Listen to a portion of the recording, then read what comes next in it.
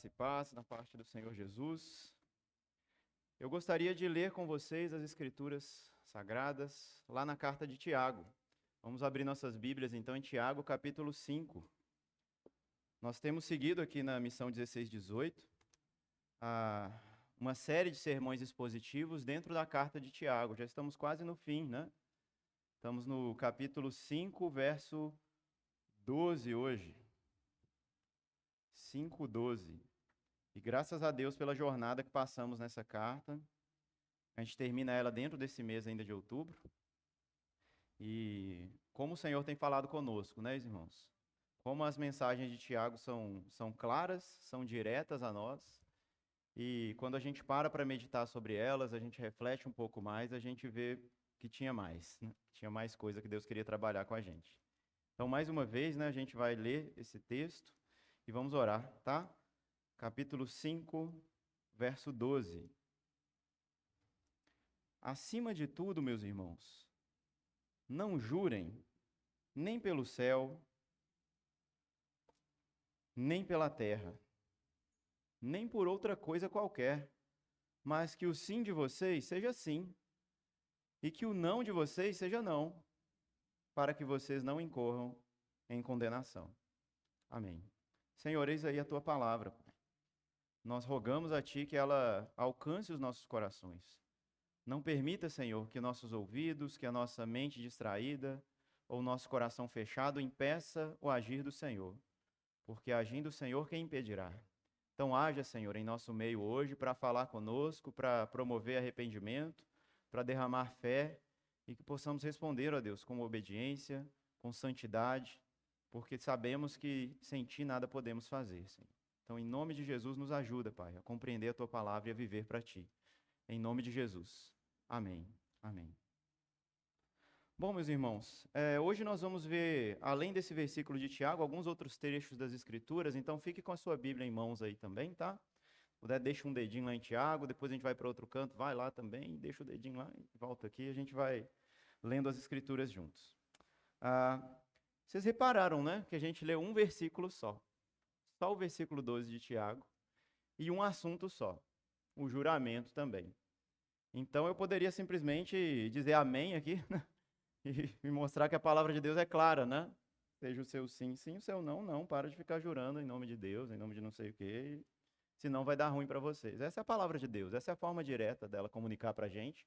E graças a Deus pela clareza das Escrituras, que comunica para a gente de maneira tão compreensível, né, o que Deus quer de nós e como nós devemos responder a Ele.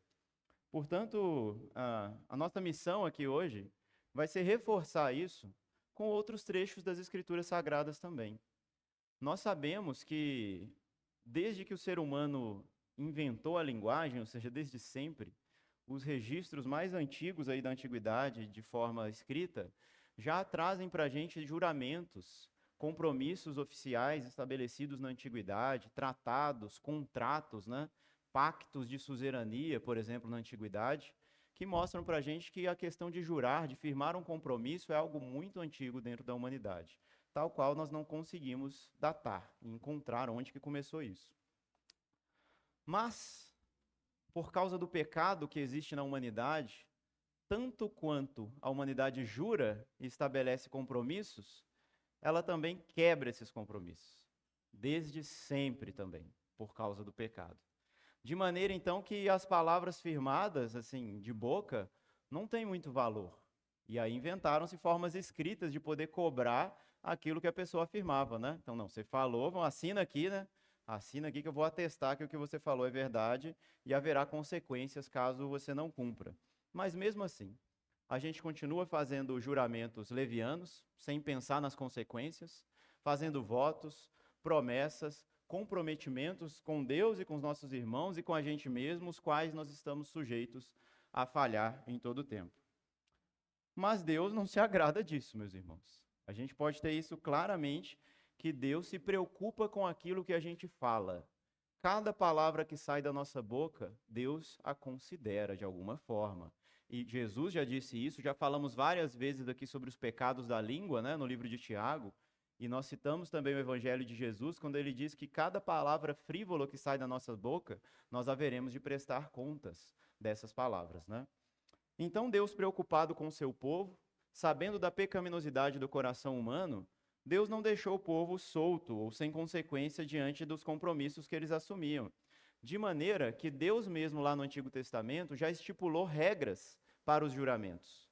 Existem vários versículos e vários textos no Antigo Testamento que vão mostrar para a gente o peso de algo como isso.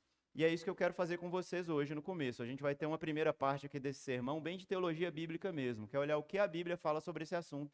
Então a gente vai olhar 5 passagens do Antigo Testamento, que vocês não precisam abrir, que eu vou lê-las bem rapidamente.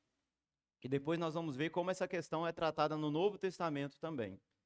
E aí depois a gente volta para o texto de Tiago e vamos conversar sobre isso nos dias de hoje. Se tem alguma relevância para a gente isso hoje, ou se foram coisas do passado, ultrapassadas, e a gente não tem mais esse problema, tá bom?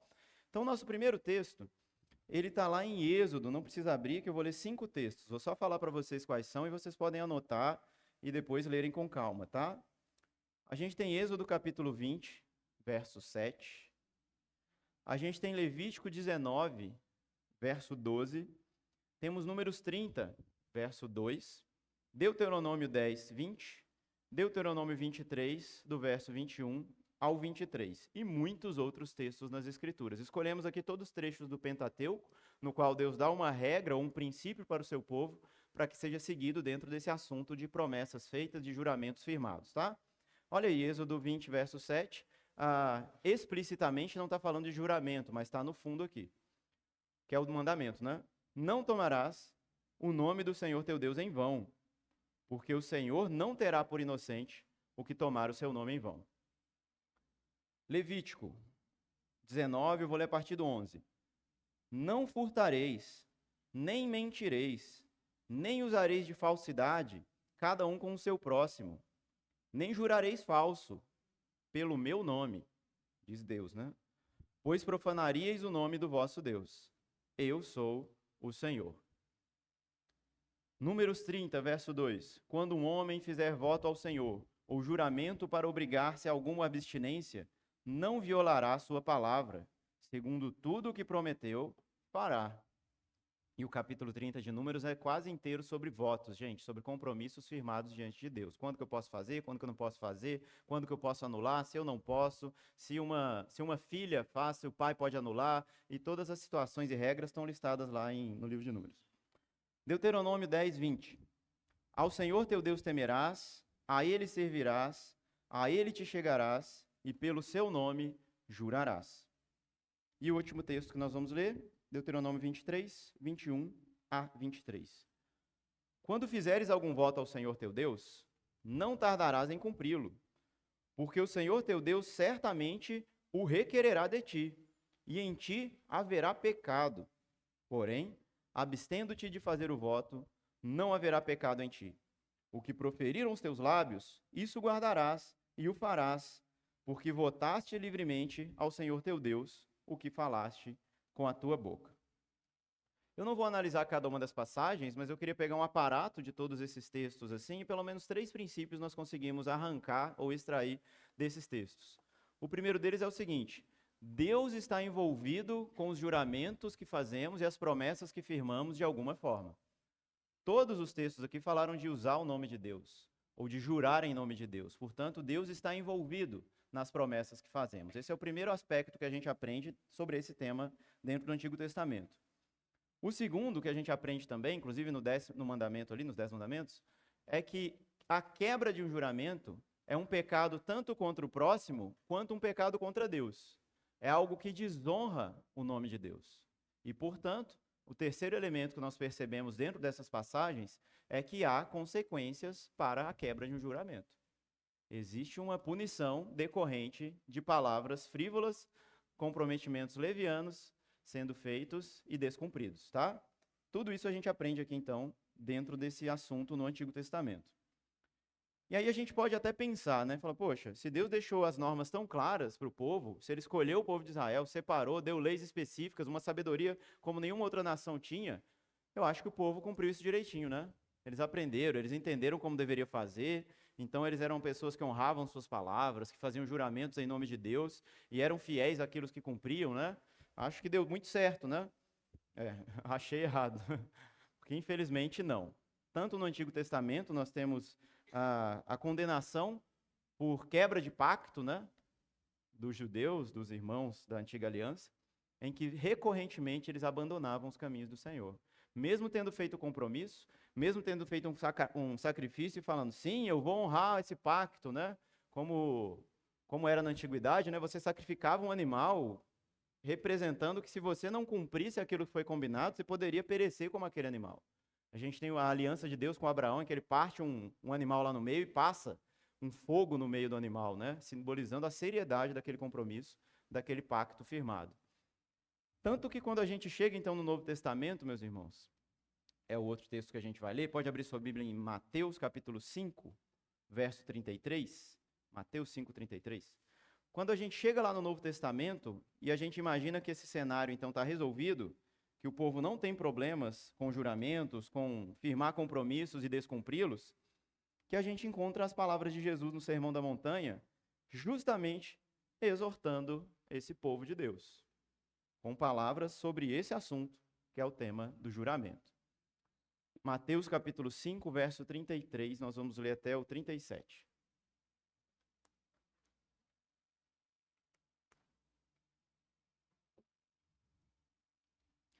Esse texto do Evangelho, meus irmãos, é muito parecido com Tiago.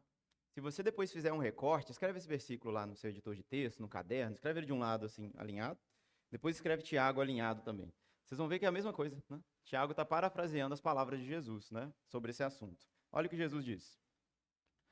Vocês também ouviram o que foi dito aos antigos. Não faça juramento falso, mas cumpra rigorosamente para com o Senhor o que você jurou. Eu, porém, lhes digo, não jurem de modo nenhum, nem pelo céu, por ser o trono de Deus, nem pela terra, por ser estrado dos seus pés, nem por Jerusalém, por ser a cidade do grande rei. Não jure pela sua cabeça, porque você não pode fazer com que um só fio de cabelo fique branco ou preto. Que a palavra de vocês seja sim, sim, não, não. O que passar disso vem do maligno.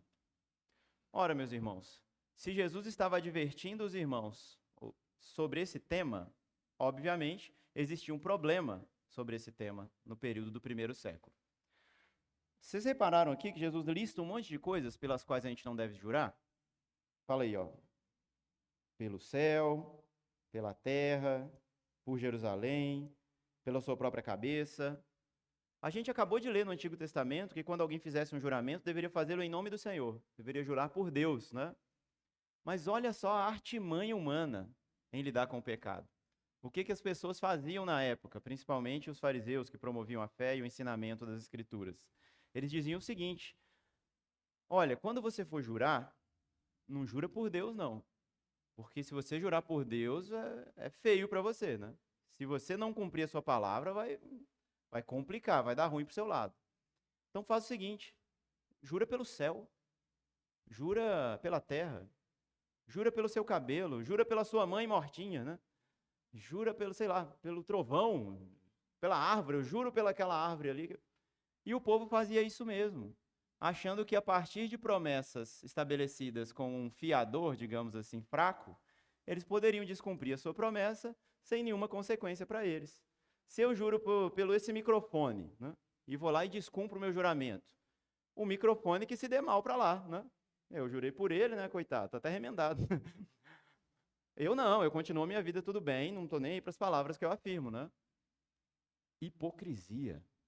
Jesus está reconhecendo essa hipocrisia no povo de distorcer o mandamento para que eles pudessem descumprir o mandamento em paz. Olha o que o pecado faz com a gente. Ele distorce a nossa percepção. Ele faz a gente distorcer o mandamento de Deus e achar que está tudo bem, mas não está. Essa questão, meus irmãos, é tão discutida dentro do judaísmo rabínico que eles inventaram um tratado talmúdico, como se fosse um volume de enciclopédia, só para lidar sobre a questão do juramento. Sobre o que você poderia jurar, o que você não poderia jurar e como escapulir, né, da ira de Deus e de ser fiel às suas próprias palavras, né? Um problema seríssimo. Então, quando a gente olha para esse texto aqui de Jesus, a gente pode até ser tentado a pensar, então, que Jesus está proibindo qualquer tipo de comprometimento, qualquer tipo de responsabilização diante dos atos que a gente vai ter. Mas não é isso, meus irmãos. Não é isso que Jesus está proibindo. Pelo texto, nós percebemos claramente aqui que a proibição de Jesus é contra a hipocrisia, é contra a irresponsabilidade, em firmar compromissos em que você vai simplesmente fingir que não firmou e continuar vivendo a sua vida. Combinar algo com uma pessoa e falhar no compromisso. Prometer ser fiel no casamento e ser infiel. E tantos outros assuntos que a gente vai falar hoje aqui ainda. Aguenta aí, meus irmãos. Portanto, não é o juramento em si que é proibido, tá bom? Porque a gente tem no Antigo Testamento pessoas jurando, a gente tem o próprio Deus jurando no Antigo Testamento, nós temos apóstolos no Novo Testamento fazendo juramentos também e promessas, e o próprio Deus, como a gente cantou aqui hoje, é um Deus de promessas, né? Cada promessa dele que ele fez por nós, a gente sabe que ele vai cumprir. Tal qual Deus é fiel, e não há outra testemunha que possa endossar o seu juramento, que ele jura por si mesmo. Já viram isso, né? Jeremias 22:5, por exemplo, diz assim: mas se não deres ouvidos a essas palavras, eu juro por mim mesmo, diz o Senhor, que esta casa se tornará em desolação. Nós vemos Deus fazendo isso muitas vezes no Antigo Testamento, de maneira, então, que o juramento, a gente pode entender, é a gente trazer a presença de Deus para um compromisso que nós estamos firmando. É dizer, Deus é testemunha desse compromisso que eu estou fazendo com você, dessa promessa que eu te fiz. Portanto, o que eu disse é verdadeiro e será realizado. Isso é jurar por Deus, no sentido bíblico. Tal qual Jesus não está aqui proibindo todo tipo de juramento, que até os catecismos, né, daqui eu listei o catecismo de Heidelberg, por exemplo, na pergunta 101, ela diz o seguinte, olha: mas não podemos nós, de modo piedoso, fazer um juramento em nome de Deus? Aí ele responde: podemos sim, quando as autoridades o exigirem. Você vai num tribunal depor lá, né? Não sei se ainda tem que pôr a mão em cima da Bíblia, né? Mas a gente vê muito em filme, né? Põe lá e jura que você vai falar a verdade, né? Sim, é um juramento pela verdade. Porque o crente pode fazer isso, né? Quando a autoridade exigir ou quando for preciso, para manter e promover a fidelidade e a verdade, para a glória de Deus e para o bem-estar do próximo. Por tal juramento estar baseado na palavra de Deus, ele era praticado, e com razão, pelos santos do Antigo e do Novo Testamento. Aí, como os catecismos fazem, eles listam um monte de versículo para ancorar a afirmação deles. Bom, portanto, Jesus, aqui no Evangelho, nem Tiago estão proibindo o juramento em si, mas estão proibindo o quê? Promessas levianas, irresponsabilidade, o perjúrio, a hipocrisia e a irreverência diante das palavras que soltamos por aí. Ok, irmãos? Amém? Estão acompanhando? Amém. Bom, será então, já fizemos nosso para casa da teologia bíblica, viu, queridos? Olhamos aqui nas escrituras como ela trata desse tema, e agora eu queria ver com vocês a relevância para esse tema nos dias de hoje. Será que isso ainda é algo útil para hoje? Será que a gente ainda deve prestar atenção nessa instrução de Tiago, ou a gente já não faz juramento mesmo? Então, quem fica jurando por Deus, né?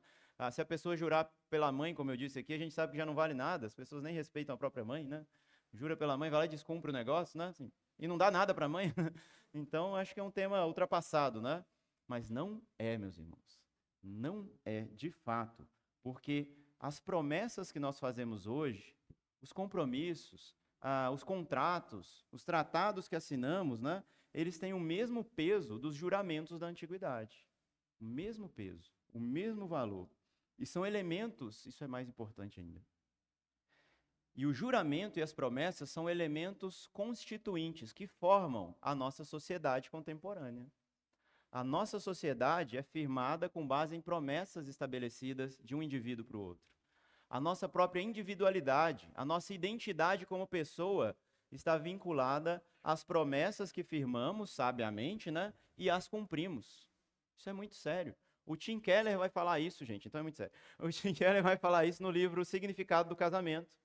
Capítulo 2 ou 3, ali mais ou menos, ele vai listar um monte de sociólogos, especialistas dentro do assunto, antropólogos, né, da humanidade, e dizer para a gente, ele vai listar, né, um monte de coisa, para mostrar, inclusive, que a primeira coisa, o papel das promessas nos dias de hoje, é definir quem nós somos.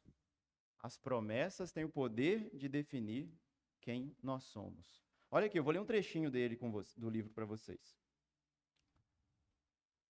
Ele começa citando um teórico lá. Ele diz assim: quem somos nós?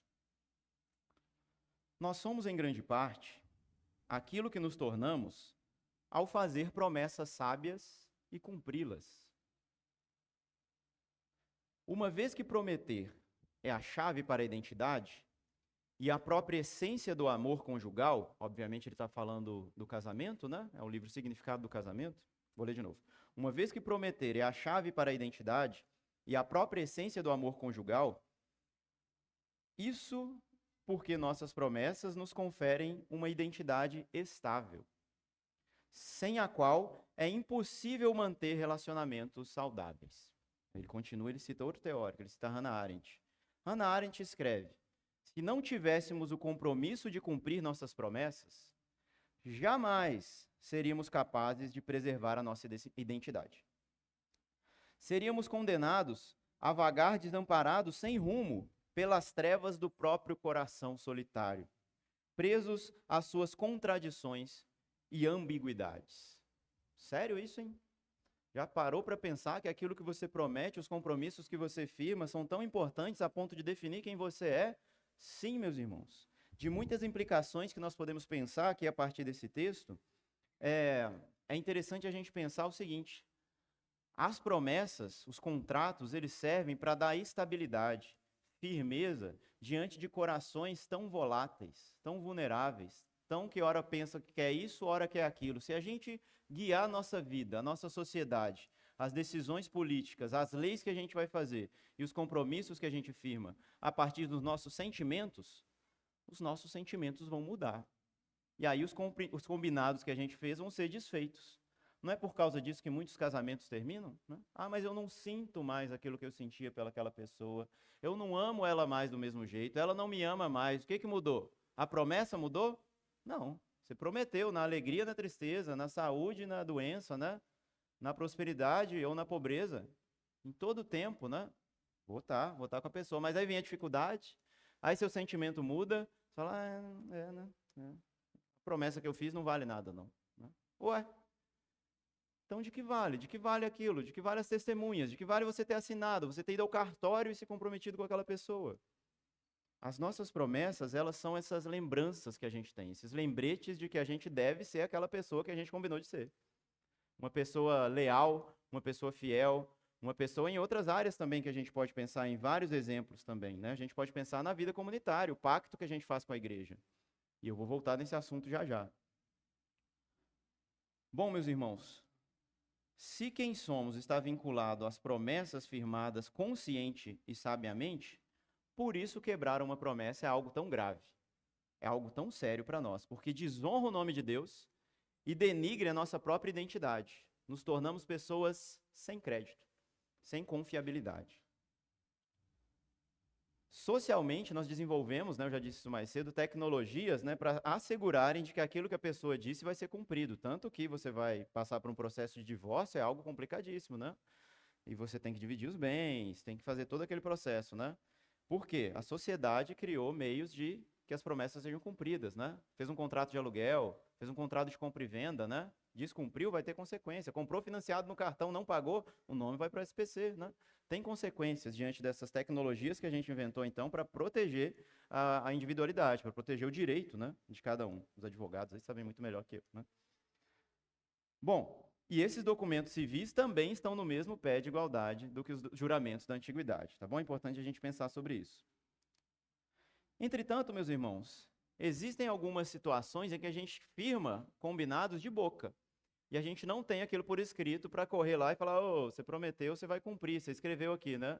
Um exemplo bem claro disso é o período que a gente está vivendo eleitoral, né? A gente não tem um documento, até onde eu saiba, né? Podia ter, né? Ou vai que tem. Em que o candidato escreve tudo aquilo que ele prometeu e se ele não cumprir, ele vai sofrer consequências legais para aquilo. Acho que não tem, né?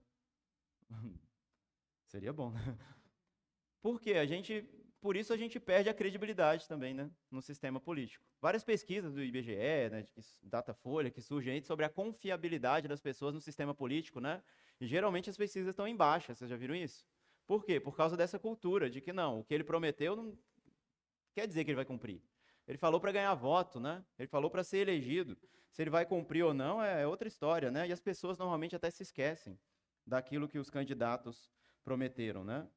Portanto, generalizando aqui, tá, gente? Estou sendo bem genérico, não estou falando que todo político é corrupto, de jeito nenhum. Mas a gente fica com esse fantasma, né, na mente. Como eu posso confiar em promessas de políticos durante as eleições? O quanto valem as suas palavras? Difícil saber, né? Mas talvez o maior desafio seja como reconquistar a confiança, então, no sistema político. Vendo as promessas serem cumpridas. Se a pessoa que prometeu foi lá, se esforçou e cumpriu, você falou, ó, então existe alguma coisa de boa ali, né? E de novo, você falou, ó, tem esperança, né? Existe algum tipo de esperança para esse mundo. Mas agora a gente chega, meus irmãos, no ponto alto dessa mensagem. Se a gente falou que as palavras dos políticos normalmente não valem muito, e a palavra dos crentes? Quanto vale a palavra de um crente, meu irmão? Realmente nós temos testemunhado de pessoas que vão às igrejas, são batizados e firmam compromissos e honram sempre esses compromissos? Ou, infelizmente, nós temos visto pessoas em pecado quanto a isso? Porque se as pessoas realmente honrassem os compromissos firmados, nós não veríamos crente dando calote, não veríamos crentes quebrando com tanta facilidade e sem motivo justificável, quebrando os votos de casamento. Não veríamos os pais crentes deixando de ir nos compromissos que eles prometeram que iriam dos filhos, né? Simplesmente deixando para lá, cuidando de outras coisas que seriam mais importantes para ele do que a educação ou a presença na criação dos filhos. Crentes fazendo isso, meus irmãos. Quando fazemos isso, estamos em pecado. Estamos debaixo da desaprovação de Deus. Tiago, portanto, vamos voltar lá para Tiago? Não vai não, que a gente vai ler outro texto. Segura aí. Tiago, portanto, exorta mais uma vez sobre isso. Sobre a nossa hipocrisia. Sobre a falta de compromisso com as promessas que firmamos. Isso é tão sério que Deus lista para a gente. Ele dá uma série de características de quem seria o justo, que foi o texto que o Everton abriu e explicou muito bem aqui na hora de começar o culto, que é o Salmo 15. Vamos para lá. Salmo, capítulo 15.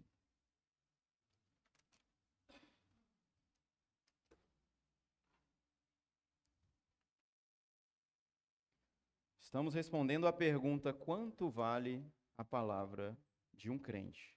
Ou nós, né? Quanto vale a nossa palavra? Normalmente, meus irmãos, as Bíblias colocam um subtítulo, né, nos capítulos dos Salmos. Dá uma olhadinha aí como é que está o seu.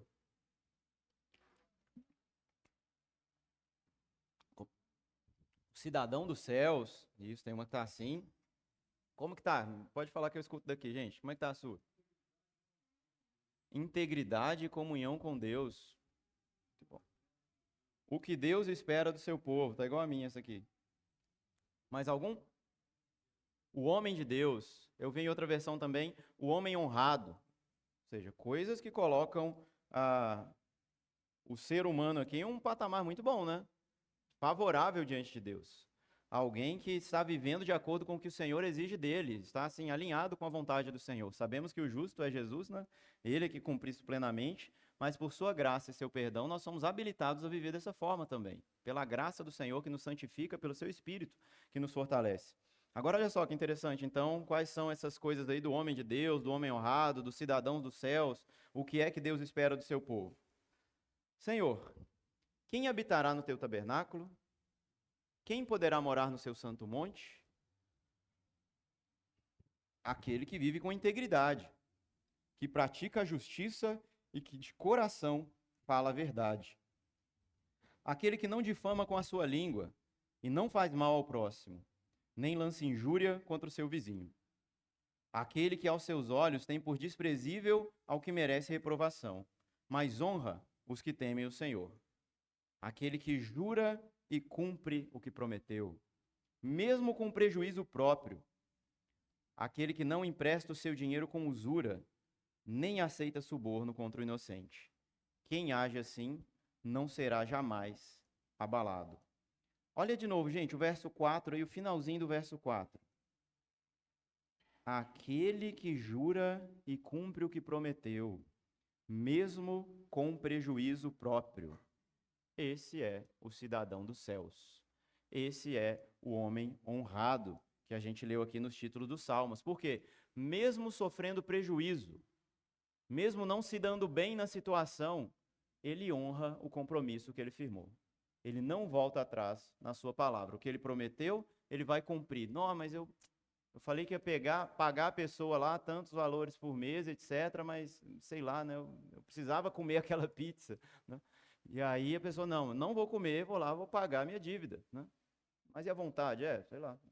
Esse é um exemplo leviano, né, gente? Mas muitas coisas mais sérias também, que a gente se compromete a fazer, e quando a gente vê que a gente vai sofrer com aquilo que a gente se comprometeu, a gente abre mão. Está errado. Não é assim que Deus deseja do seu povo. Brincadeira à parte aqui, até o Naruto é mais crente do que muito crente, porque o jeito ninja dele fala que ele cumpre as promessas que ele fez e nunca volta atrás na palavra dele, né? Aprender com o irmão Naruto ali. Pois é. Pergunto para vocês, é melhor sofrer um prejuízo, mas honrar a sua palavra? Ou é melhor se dar bem na situação e quebrar aquilo que você se prometeu? Pensar. É melhor sofrer prejuízo, mas ser fiel ao que você prometeu? Ou, eu preciso me dar bem, né? Eu preciso ser feliz, preciso diminuir a dor e aumentar a alegria, né? E descumprir o que você prometeu. Obviamente, a afirmativa A é a correta, meus irmãos. Vale muito mais para o crente sofrer por amor a Jesus e por amor àquilo que ele prometeu fazer, por causa do nome de Deus, do que descumprir a sua palavra, tá? Esse é um ponto importantíssimo para a gente. Por isso é que Tiago vai dizer, agora sim, vamos voltar lá para Tiago. Tiago vai dizer no finalzinho do verso 12, que se o nosso sim não for sim, e se o nosso não for não, nós vamos estar trazendo sobre a nossa vida juízo, condenação, dependendo da tradução que vocês estejam usando. A NAA, que a gente usa aqui, colocam para que não incorram em condenação. Para que vocês não incorram em condenação. O que isso quer dizer? Como eu associo isso com as promessas que eu firmei, com a minha palavra ser sim ou ser não, né? Um de cada vez, obviamente, né? Isso significa pelo menos duas coisas, meus irmãos. Primeiro, que tudo o que nós dizemos importa. As nossas palavras têm um peso naquilo que afirmamos, principalmente diante de situações oficiais, digamos assim, né, em que a gente tem que estabelecer um compromisso público e oficial. Vocês devem lembrar, há um tempo atrás, circulou aí, viralizou na internet, um casal que estava contraindo matrimônio, né? E aí o juiz ali, né, era uma cerimônia civil, perguntou, né, não lembro se para o marido ou para a esposa, você aceita o fulano como seu legítimo esposo e tal? Aí a pessoa, não. Vocês viram isso? O juiz fechou o livrinho dele, mas saiu. Acabou a cerimônia. A hora que você tinha que dizer sim, você disse não tô nem aí, isso foi brincadeira, meu amigo. As suas palavras são importantes, elas têm um peso legal, inclusive. Então esse juiz, saiu e o pessoal ficou lá, achando ruim com o juiz. Era hora de brincadeira? É uma cerimônia que admite brincadeira? Claro que não. Uma coisa séria diante da lei, diante do Estado, diante de testemunhas. E a pessoa brincou, foi leviana. Vai brincar com o policial que está te abordando, né? Fazer uma brincadeirinha para você ver. Ainda mais dependendo de onde for a abordagem. Não dá, tem hora que tem que ser sério. Seu sim tem que ser sim. Para a gente é em todo tempo, né? Ainda mais em situações como essa. Há poucos dias atrás eu fui em um casamento também. E no momento dos votos, né? A pessoa fazendo promessas muito sérias ali e tal, e de repente a pessoa solta lá, não, eu prometo que eu vou assistir todos os jogos do seu time com você, né? Junto com eu vou ser fiel a você pela vida, vou te amar, vou te respeitar e tal, vou ver o jogo do seu time todos os dias. Ela tem condição de cumprir essa promessa, meus irmãos? Não tem.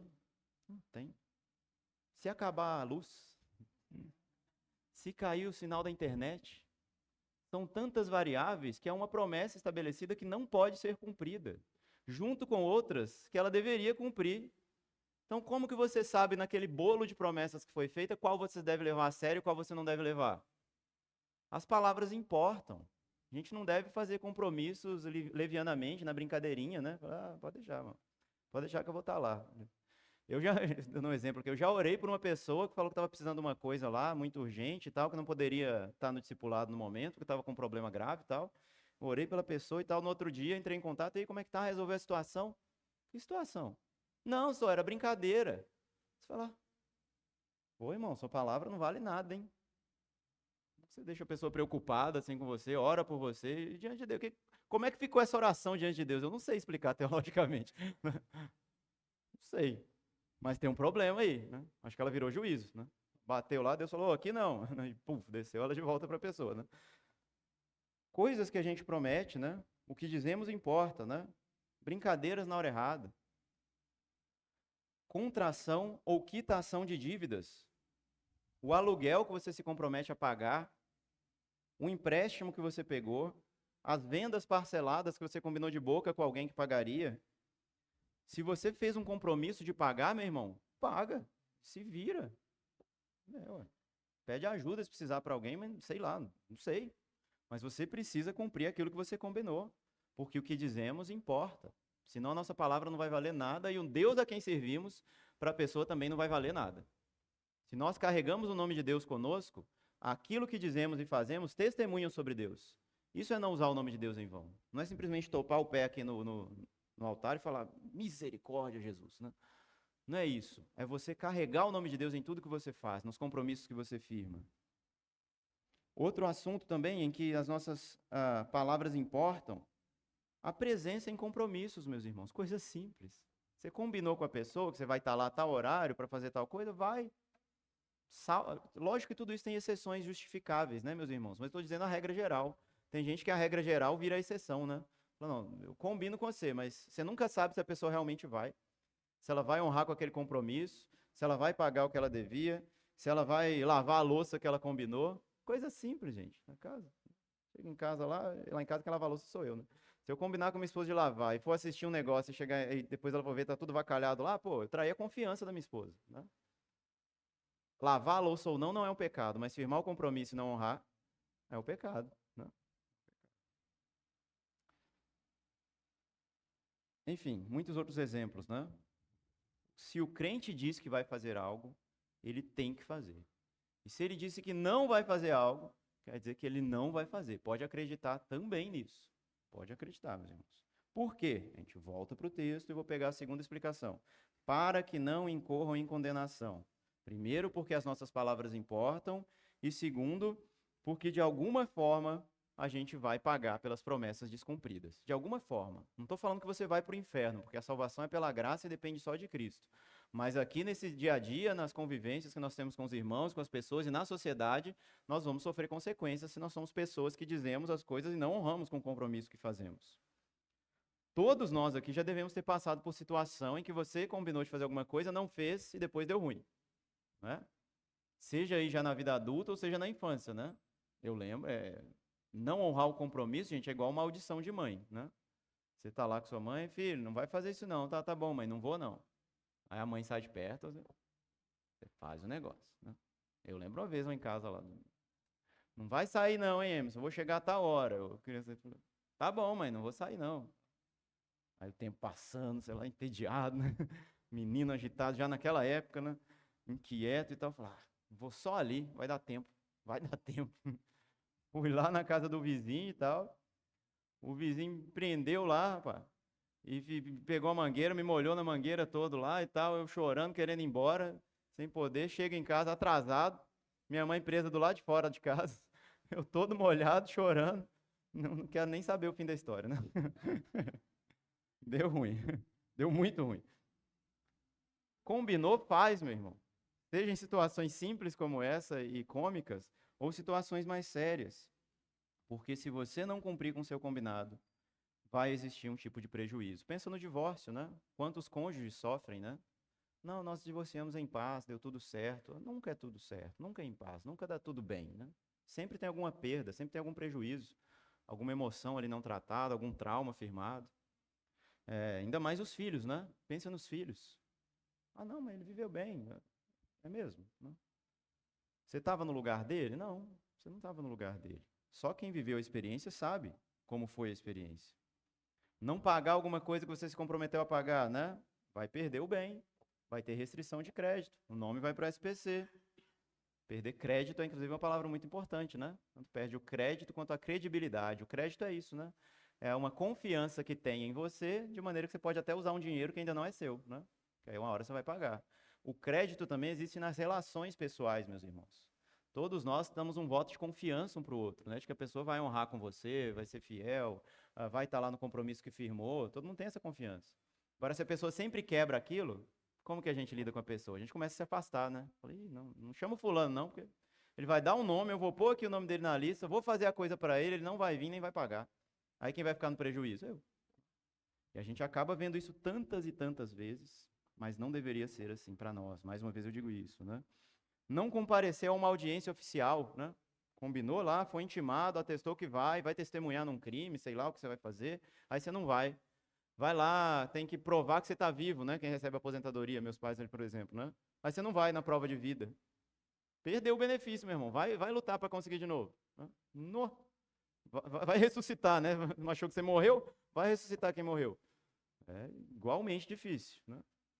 Muitas coisas trazem prejuízo. Inclusive nós também, como pais, na educação dos nossos filhos, né? Até agora eu falei das coisas que a gente disse sim e os nãos que a gente dá para os nossos filhos que não são não. Não faz isso, menino, senão você vai ver as ameaças vazias, né? Gente, basta ver Super Nani, não precisa nem ler a Bíblia, né? Vai ver Super Nani, você vai ver o quanto que dá ruim você fazer promessa leviana para o seu filho e não cumprir, né? Isso cria monstros, gente. Cria monstrinhos que vão depois virar monstrões na sociedade. Porque eu já vi situação, por exemplo, você falar para o menino, não faz isso. Aí você vai lá endossar, tá, não faz não, seu pai falou para você não fazer e tal. Ah, mas eu quero, bebê, faz a pirraça. Faz o escarcéu e tal. De repente vem miraculosamente a coisa que o menino queria, né? Aparece na mão dele, miraculosamente, né? Aí o menino vai e olha para você assim, até com desprezo, né? Falei que eu conseguia, né? Gente, é o mal crescendo dentro do coração dos nossos filhos quando a gente faz uma coisa dessa. Seja forte, pai. Seja forte, mãe. Seu não, seja não. Senão você vai estragar o seu filho. Deus pode consertar tudo. Não existe nada torto que Deus não conserte. Mas se a gente puder evitar, melhor ainda, né? Coisas simples, do dia a dia, corriqueiras, onde a gente deve firmar que o nosso sim seja sim e que o nosso não seja não. Porque disso tudo a gente pode resumir que haverá prejuízo nos relacionamentos. Haverá desconfiança e descrédito. E é difícil, como eu já falei, lidar com pessoas assim. Que sempre que você combina, a pessoa não vai. Sempre que você marca, a pessoa fura. A pessoa está em dívida já, assim, enorme com você. Tanto de comprometimento ou, às vezes, financeiramente também, né? O que fazer? Como conviver com uma pessoa assim? Difícil, né? Difícil. Só a graça de Deus para nos ajudar. E esse é o maior prejuízo, eu acho, que a pessoa pode sofrer. Ninguém mais vai dar credibilidade para ela. Uma pessoa que o que ela fala, tanto faz, né? Não ligo, né? Deixa ela falar, deixa ela prometer à vontade. Não tem peso nenhum, não tem valor nenhum. Irmãos, por isso é tão importante nós honrarmos a nossa palavra, porque nós honramos o nome de Deus e nós conseguimos para nós também um bom nome. Olha o que Provérbios diz, não precisa abrir não. Provérbios 22:1. Mais vale o bom nome do que as muitas riquezas. Mais vale ser estimado do que a prata e o ouro. São valores divinos para nós, que nós deveríamos prezar por eles também. Precisamos, meus irmãos, de muita sabedoria, já vamos concluir agora, e graça de Deus para conseguir lidar com situações como essa. Graça para perdoar, para receber confiança de novo, confiabilidade de que a gente pode dar um voto de confiança para a pessoa. Seja no casamento, seja no relacionamento da igreja. A gente precisa dar o braço a torcer e falar, tá bom, por Jesus, né? Por Jesus eu vou caminhar mais uma légua com você, mais uma milha, né? Vou caminhar. Só a graça de Deus para a gente conseguir fazer isso mesmo, porque a gente perde a paciência mesmo.